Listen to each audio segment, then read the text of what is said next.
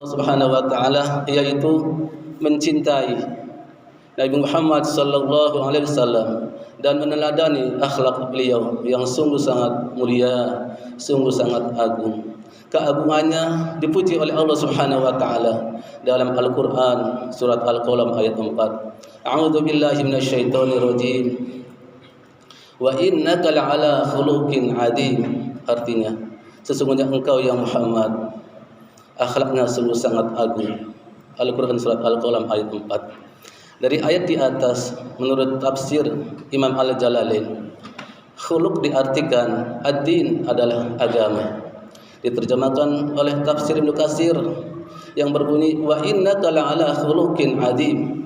Sesungguhnya engkau ya Muhammad berjalan di atas agama yang agung. Hadirin jamaah sidang Jumat rahimakumullah. Dari sahabat Nabi yang bernama Ibnu Abbas radhiyallahu an menceritakan ada kisah seorang sahabat yang bernama Sa'ad bin Hisham bertanya kepada istri Rasulullah sallallahu alaihi wasallam, seraya berkata, "Wahai Aisyah, akhlak apakah yang dipakai oleh Rasulullah sallallahu alaihi wasallam?" Aisyah menjawab, "Kana khuluqul Al-Qur'an." Sesungguhnya akhlak beliau adalah Al-Quran. Hadis riwayat Imam Ahmad. Akhlak beliau adalah Al-Quran yang berjalan dari mulai zamannya hingga sekarang, hingga sampai akhir zaman. Al-Quran senantiasa relevan dengan keadaan. Barang siapa yang membaca Al-Quran berarti membaca akhlak Nabi Muhammad sallallahu alaihi wasallam. Barang siapa yang belajar membaca Al-Quran berarti belajar meneladani akhlak Nabi Muhammad sallallahu alaihi wasallam. Dan barang siapa yang mengamalkan Al-Quran berarti mengamalkan akhlak Rasulullah sallallahu alaihi wasallam. Hadirin jamaah sidang Jumat rahimakumullah. Al-Quran adalah sumber kehidupan. Al-Quran adalah pedoman hidup bagi umat Islam yang beriman. Barang siapa yang ingin selamat dunia akhirat, yang tidak akan sesat selama-lamanya, maka berpegang teguhlah kepada Al-Quran. Karena Al-Quran adalah akhlak Rasulullah sallallahu alaihi wasallam. Innama bu'istu litammima makarimal akhlak. Aku diutus untuk menyempurnakan akhlak. Akhlakul jahiliyah menjadi akhlakul karimah.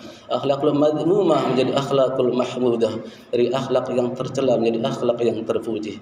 Itulah tugas Rasulullah sallallahu alaihi wasallam menyampaikan kepada umatnya termasuk kita di dalamnya.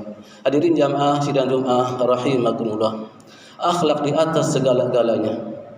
Walaupun orang tersebut alim, pintar, menguasai segala bidang, tetapi tidak berakhlak, tidak bermoral, tidak beradab, maka tidak disenangi oleh orang banyak.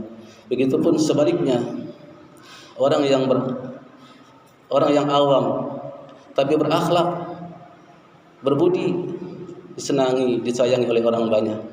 Jadi jelas bahwa akhlak adalah di atas segala-galanya. Hadirin jamaah sidang Jumat rahimakumullah. Meneladani akhlak Rasulullah sallallahu alaihi wasallam bukan hanya dalam ritual ibadah saja, bukan hanya akhlaknya saja, tetapi seluruh aspek kehidupan Nabi Muhammad sallallahu alaihi wasallam harus kita contoh dan teladani. Seperti kita berdagang, berdaganglah mencontoh Rasulullah sallallahu alaihi wasallam. Wa halallahu bi'a wa harrama riba. Allah menghalalkan jual beli dan mengharamkan riba. Begitupun kita bekerjalah, berusahalah sebagaimana contoh yang dicontohkan oleh Rasulullah sallallahu alaihi wasallam. Jangan menghalalkan segala cara, sikut kanan, sikut kiri, tarik atas, injak bawah, yang penting dapat rezeki.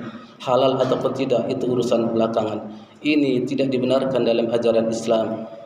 Kasbul halal jihadul akbar. Usaha yang halal adalah jihad yang paling besar. Menafkahi anak istri dari hasil rezeki yang halal, supaya putra-putri kita menjadi putra-putri yang soleh dan solehah. Hadirin jamaah sidang Jumat rahimakumullah. Begitupun dalam mengatur ekonomi, mengatur pendidikan, bersiasah, berpolitiklah sebagaimana yang dicontoh oleh Rasulullah sallallahu alaihi wasallam. Karena beliau semasa hidupnya pernah menjadi kepala negara di Madinatul Munawwarah. Rakyatnya makmur, sejahtera karena pemimpinnya adalah pemimpin yang punya sifat siddiq, amanat, tabligh dan fatonah. Hadirin jamaah sidang Jumat rahimakumullah. Akan tetapi ironisnya bangsa kita ibadah mencontoh Nabi, akhlaknya mencontoh Nabi ketika berdagang, berbisnis, mengatur ekonomi, mengatur pendidikan, bersiasa, berpolitik tidak mencontoh Nabi Muhammad sallallahu alaihi wasallam. Siapa yang dicontoh? Yang dicontoh adalah sistem kapitalis. Itulah kenyataan yang ada di bangsa kita. Mereka berasal dari negara barat yang notabene adalah non-muslim. Hadirin jamaah sidang Jumat rahimakumullah. Allah Subhanahu wa taala berfirman dalam Al-Qur'an, "Wa ma ataakumur rasulu fakhudhuhu wa ma naha anhu fantahu." Artinya, apa-apa yang Rasul kerjakan maka laksanakan, dan apa-apa yang Rasul larang maka tinggalkanlah. Al-Qur'an surat Al-Hasyr ayat 7. Hadirin jamaah sidang Jumat rahimakumullah. Mari kita bermuhasabah, mengintrospeksi diri, apakah muamalah kita setiap hari sesuai dengan tuntunan ajaran Islam atau belum. Mari kita mengevaluasi diri, apakah amal ibadah kita sudah meningkat ataukah belum menghadapi tahun baru yang akan datang.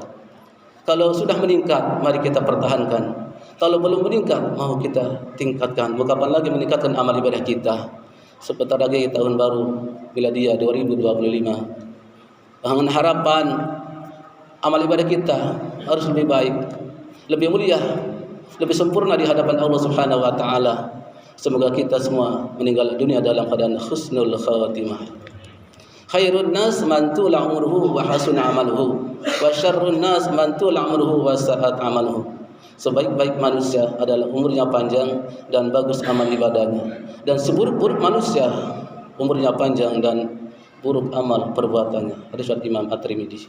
Demikianlah mimbar khutbah yang singkat ini sebagai bahan koreksi diri, sebagai bahan renungan untuk meningkatkan iman dan takwa kita kepada Allah Subhanahu wa taala. A'udzubillahi minasyaitonir rajim. Bismillahirrahmanirrahim. Laqad kana lakum